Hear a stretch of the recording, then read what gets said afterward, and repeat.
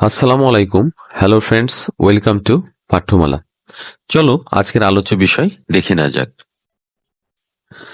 আজ আমরা মৌলিক উৎপাদকের সাহায্যে নিম্নবর্ণিত সংখ্যাগুলোর ঘনমূল নির্ণয় করব। চলো সমাধান দেখে নেই। প্রথমে যে সংখ্যাটির ঘনমূল নির্ণয় করতে হবে তা আমরা লিখে নিয়েছি।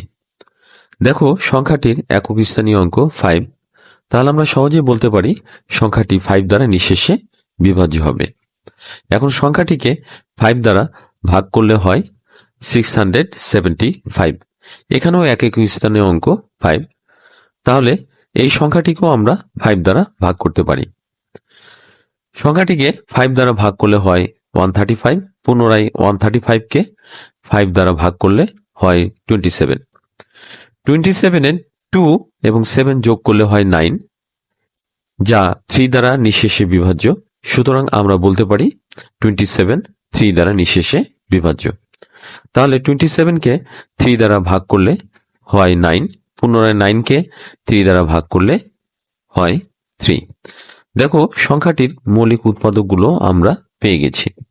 এখন সংখ্যাটির ঘনমূল নির্ণয়ের জন্য সংখ্যাটির পরিবর্তে তার মৌলিক উৎপাদকগুলো আমরা গুণাকারে লিখে নিব।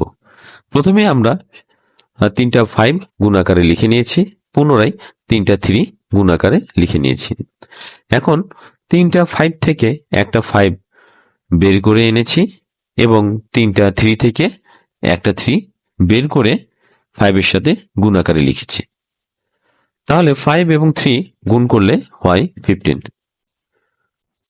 সুতরাং সংখ্যাটির ঘনমূল হবে 15।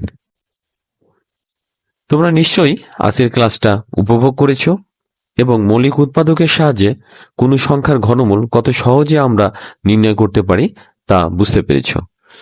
ঠিক একইভাবে তোমরা 729 এর ঘনমূল নির্ণয় করবে। সবাই ভালো থাকবে। আগামী ক্লাস দেখার আমন্ত্রণ জানিয়ে আজকের মতো বিদায় নিচ্ছি। ধন্যবাদ।